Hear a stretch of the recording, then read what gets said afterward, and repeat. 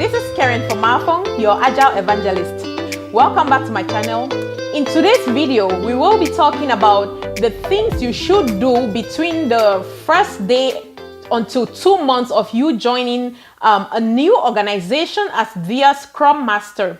So the video of today is a continuation of our video that was done last week that was titled what a Scrum Master should focus on when joining a team as their new Scrum Master. So please, if you missed that video, kindly click on the card above to catch up, because until you're able to watch that video before this one will make complete sense to you.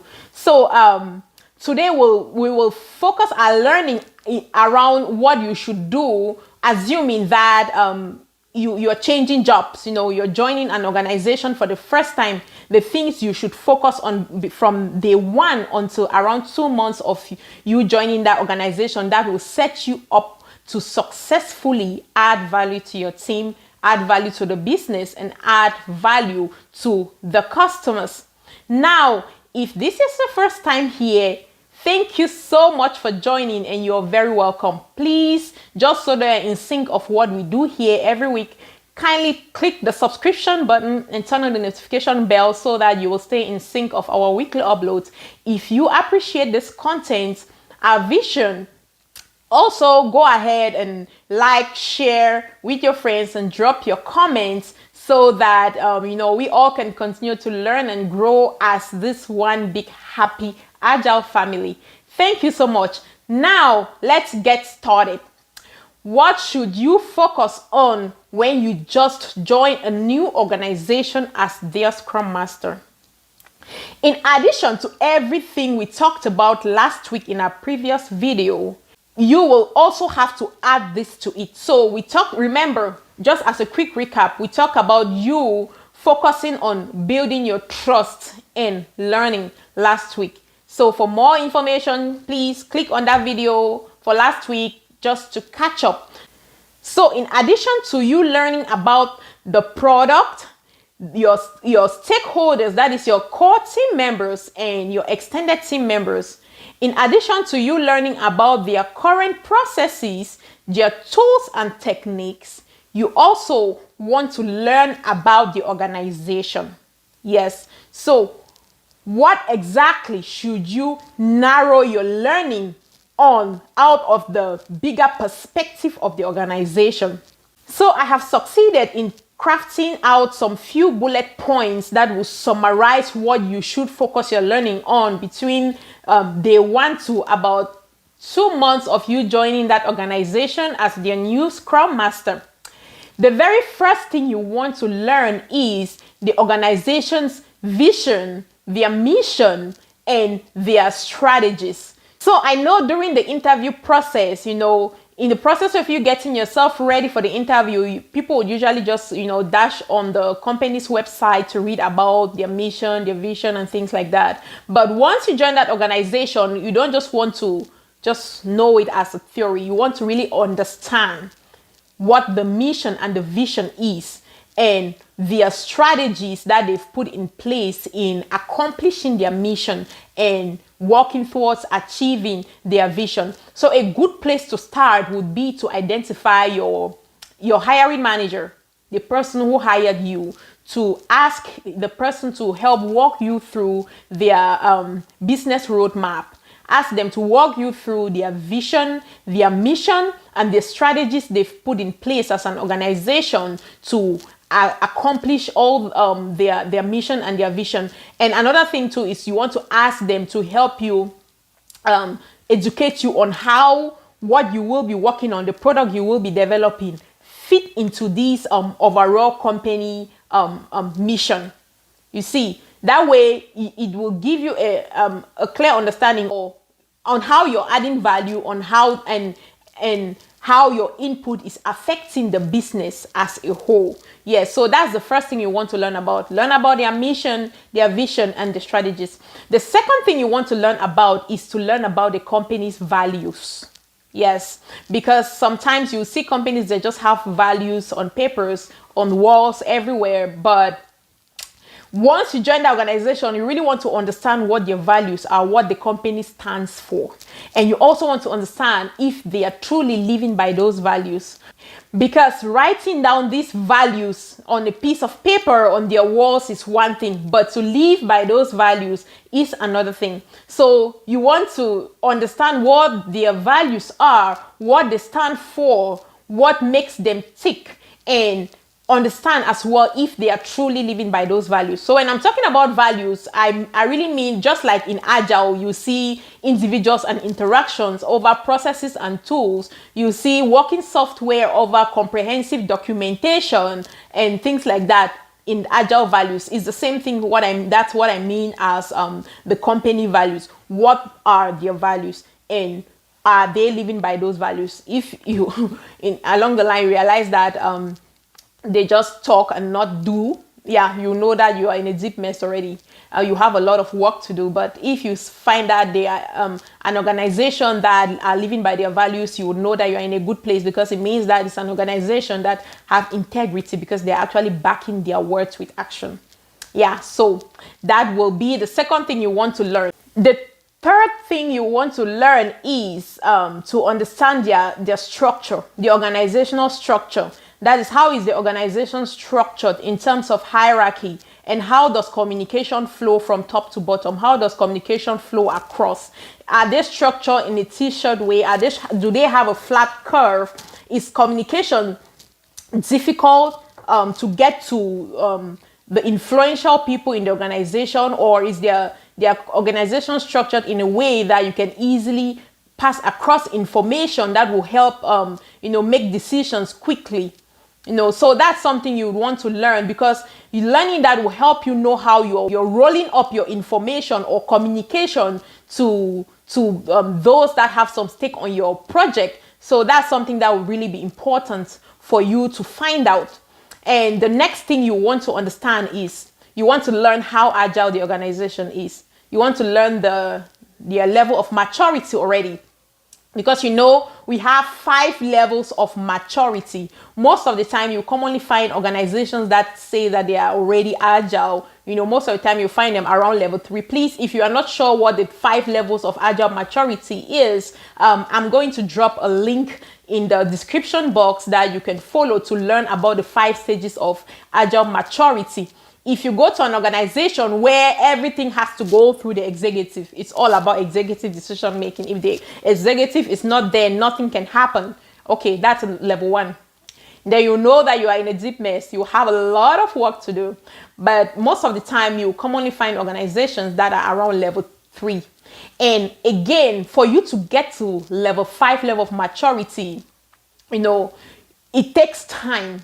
It takes time for you to help your organization, walk through that process. And as a Scrum Master, it's a responsibility, to move them from where they are to where they want to be. But a good place to start will always be around level 3, meaning that the organization has actually gone through a formal transformation already. I'm not talking about the process transformation. I'm talking about the mindset transformation, because you see organization, the way they do their work, the way they structure their work, the way they communicate and things like that is based on the mindset.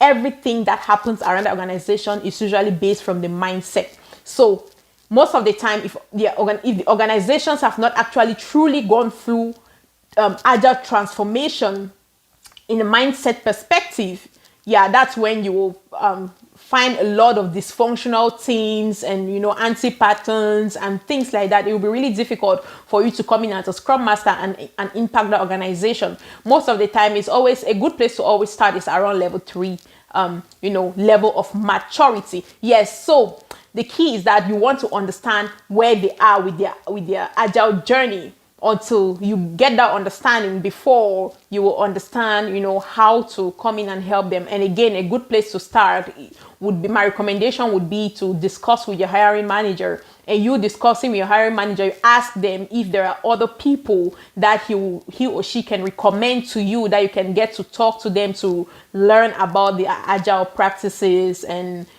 transformation journey here. So he or she will help you, provide those contacts to you, and that's how you get to learn more about that. Now, another good thing you would have to learn is you want to learn if the Scrum values are truly promoted from the top of the organization.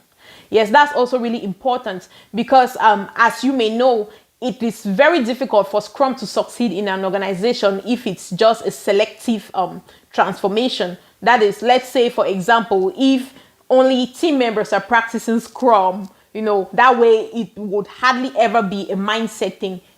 Most of the time it would only be about the processes, the tradition, the rituals of doing Scrum. It would hardly ever be about the mindset. But if you see an organization that the Scrum values are being promoted from top, that is from top leadership, yes, you know that Scrum would definitely succeed in that place. That's why the transformation journey should never be selective. It should be an all-round transformation thing, and it should come from the top. Because if it doesn't come from the top, you will face a lot of resistance. You will face a lot of misconception. You will face a lot of anti-patterns.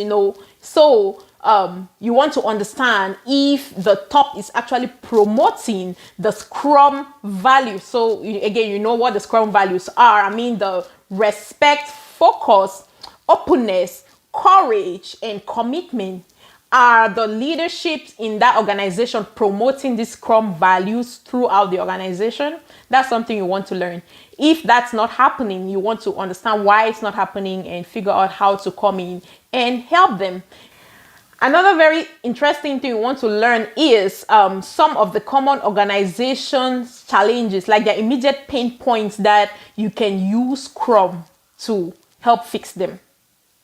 Yes, you want to understand some of the areas in the organization that has some pain points that Scrum can be leveraged to fix those problems, And again, a good place to always start, a very good starting point for you is through your hiring manager and request more connections that you can get to collaborate and talk with them to gather more information of this sort. Yeah, that would be another good information that you want to learn about. Yes, you want to learn some of the immediate pain points or common problems that the organization is currently facing that you can use Scrum to fix them. Another interesting thing you want to find out is if the organization currently have an Agile community of practice. That will be very, very resourceful for you. You want to find out if they currently have an Agile community of practice. If they don't have an Agile community of practice, you want to start thinking about setting up one. Because trust me, an organization that has an Agile community of practice, it makes life so much easier for you as an Agile practitioner or a Scrum Master or an Agile coach. So if the organization doesn't currently have an Agile community of practice, you want to start thinking about setting up one for them, because it is very important for you to have a coalition, someone who thinks like you, someone who has the same mindset with you, someone who shares the same interests with you. And a good place to start, let's say for example, if the organization doesn't currently have a community of practice, a good place to start, it would be to just go ahead and start communicating with all those stakeholders you've already identified and determine those that are already passionate about Agile. Passionate about Agile doesn't really mean that you should be an expert in Agile. It's just all about the mindset. If you believe that Agile even works, or if you believe that, or if you just like it and want to learn more about it, yes, you want to identify those kind of people, form a coalition with them, and together you can come up with a plan of setting up an Agile community of practice and start from there to grow that community throughout the organization. That will be very, very helpful for you as well. If the organization already has a community of practice, yes, that is great for you. Go ahead and find out about the meeting schedules and join. Start attending those meetings, just to continue to build that relationship and learn about their current Agile practices and how they are operating, if their standards, their consistency, and things like that. Yes, but that would be a good place for you to start, where you can find familiar people that you can form a team and continue to push the Agile agenda in the organization. As you all may have noticed, I am a big fan of meetup groups, community groups, and all that. So once you join an organization, you want to find out if they have different community groups, what they are doing, what their mission is, and you want to select the ones that make sense to you. Just join them to get to build relationships, it will be very important for you to do that. And then you also want to make sure that you attend standard organizational meetings, because it is in these meetings that you have an opportunity to learn more about the organization, what they are into, how their businesses are rolling and things like that. So you want to find out the meeting schedules and make sure that you're participating in these meetings. Normally when you first join an organization, the first thing you start doing, maybe in the first 1 week to 2 weeks, is the onboarding and all the paperwork and all that. I see a lot of people making this mistake of just going there and focus only on doing their paperwork. You're doing more harm to yourself, because that's not very helpful. Yes, go ahead and do your paperwork, but make out time to get on the ground and start running. That is by building these relationships. As you may be aware, networking and relationship building is always very important. Statistics have always shown that 20% of an employee's success is based on performance. The remaining 80% is based on relationship and connection and networking. You see, so you want to make sure that as much as you're doing all this paperwork and all that good stuff, you want to start building that relationship from day one. You want to start doing that networking from day one. And a very good way for you to do that is to attend meetings, start creating that connection and things like that. Another thing I'll highly recommend that, you get to know is, go to the organization's website, your Facebook pages, their Instagram, the Twitter. Just read more about them. Read what they are into. Read what people are saying about them. This is something that you even start doing even before your day one of employment. But once you join, you have to keep doing that. Read what people are saying. Just be curious. Just be curious with what's going on in that organization. Learning all this about your organization, I am certain that you will be laying that solid foundation that will set you and your team up for success. You would be in a good place to successfully add value to your organization, add value to your team, add value to the stakeholders, as well as you adding and building your own self as an agile leader. So that is, in summary, what I recommend that you learn about that organization, in addition to everything we discussed in the previous video that will set you up to successfully add value as you join the organization as the Scrum Master. So we will be ending here today. Thank you so much for watching this video. In our next session, remember I mentioned that I have some set of questions that I have designed that once I join my organization, I usually use that question. It's like an interview question, like a conversational interview question that I've designed. So I usually use that question and walk through it with my stakeholders during my one-on-ones, to get to know them better. So in our next session, I will be sharing with you some typical examples of the kind of questions you want to ask your stakeholders when you get to connect with them, to learn more about the business, to learn more about the product, to learn more about the stakeholders, to learn more about your processes, as well as their tools and techniques. So that's going to be what we will discuss in our next video. So thank you so much for watching this session. I appreciate your support and hope to talk to you next time. Bye.